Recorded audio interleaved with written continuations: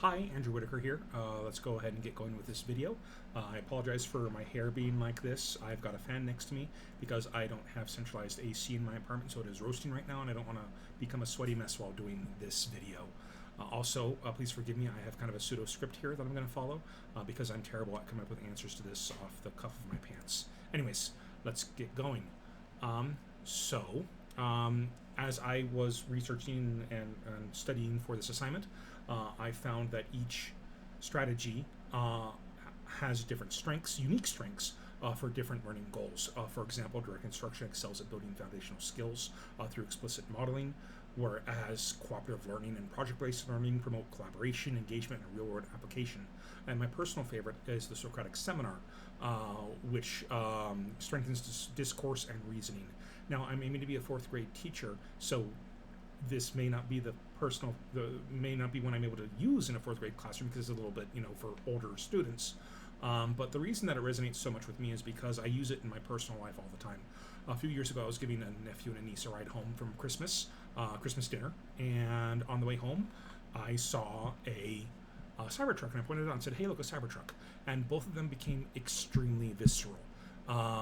They were talking about how disgusting that vehicle was, how disgusting Elon Musk was, and how he had no qualifications to be in government. And that kind of surprised me, just how visceral they became, like immediately visceral at the sight of a Cybertruck. And personal thoughts for Elon Musk aside, I was really wondering where this was coming from.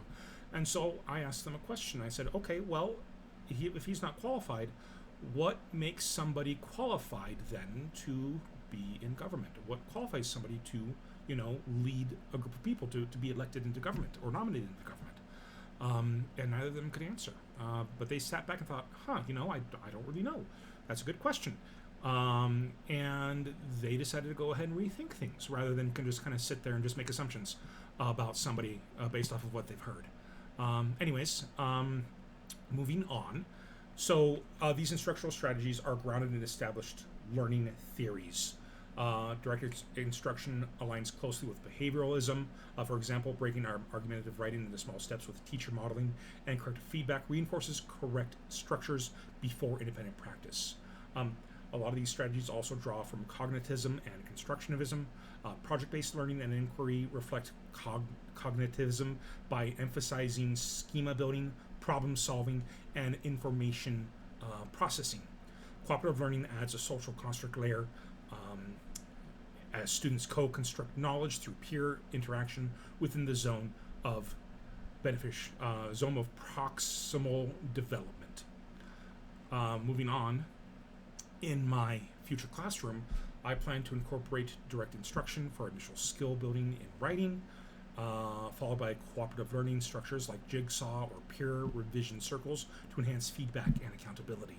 I also plan on using project-based learning with authentic deriving questions, which is kind of as close as I can get to the Socratic method in a grade school environment, to boost motivation, critical thinking, and higher order skills such as evidence evaluation and argumentation. Sorry, I can write these words, sometimes it's hard for me to say them.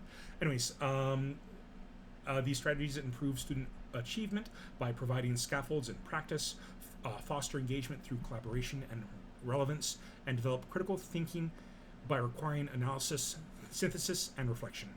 And I believe regular use will create a balanced classroom that supports all learners.